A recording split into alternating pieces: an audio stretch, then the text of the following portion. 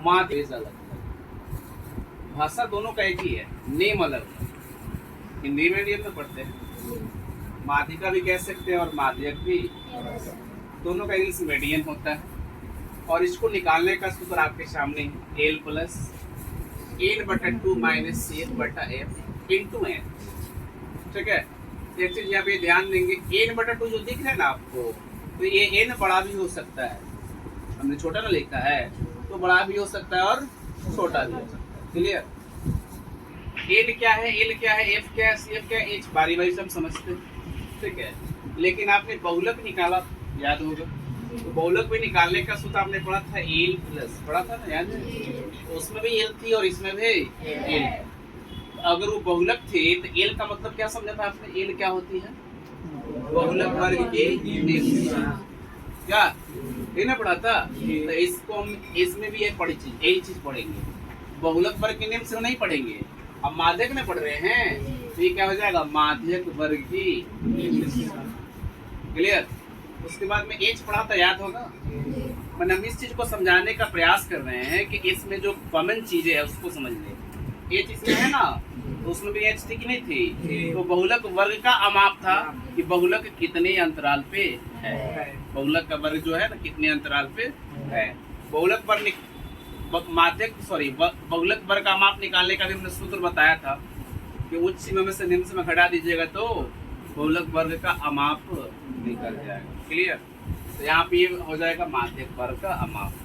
ठीक है, एच उसमें है, बहुलक में है तो बहुलक वर्ग का अमाप, माध्यक में है तो माध्यक वर्ग का अमाप। क्लियर हुआ क्या? चलिए अब यहाँ पे इस चीज को समझेंगे बारी बारी से। जहां एल बराबर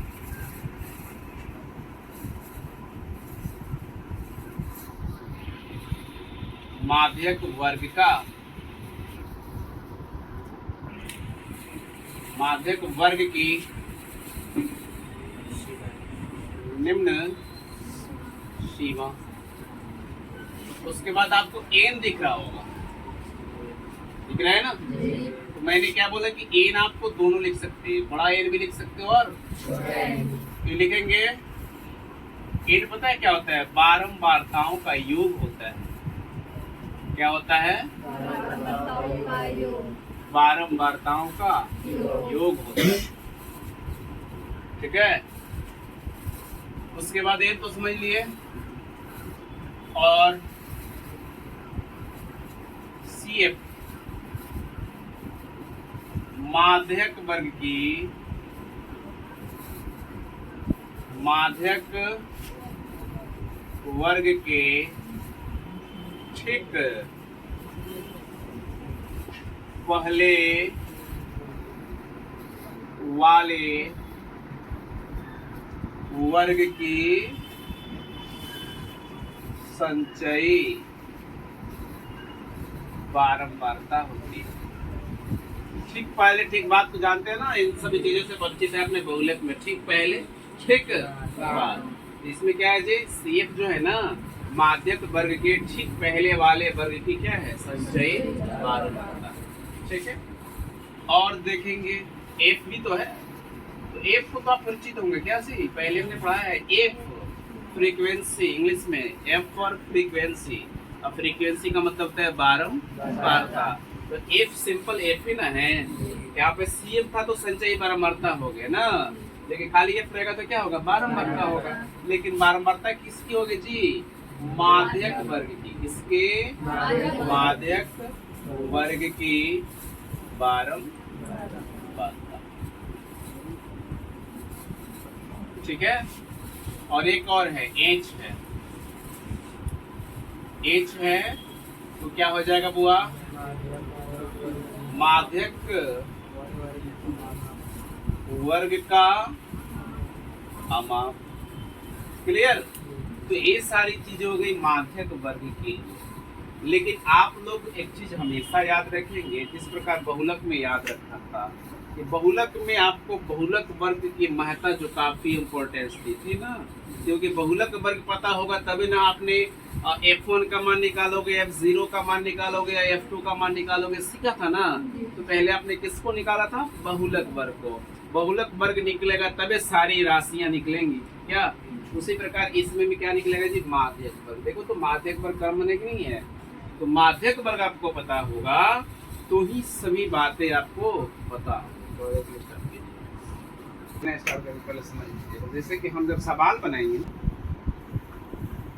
माध्यक वर्ग के लिए स्टेटमेंट समझिएगा जी। माध्यक वर्ग होता क्या है? माध्यक वर्ग का डिफिनेशन समझिए। n/2 से बड़ी, क्या देखा आपने?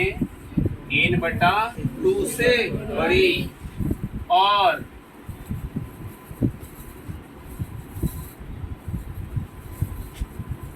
इसके निकटतम, इसके निकटतम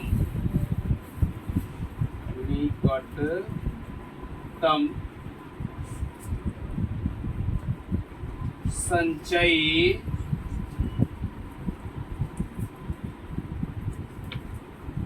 बारंबारता वाले संगत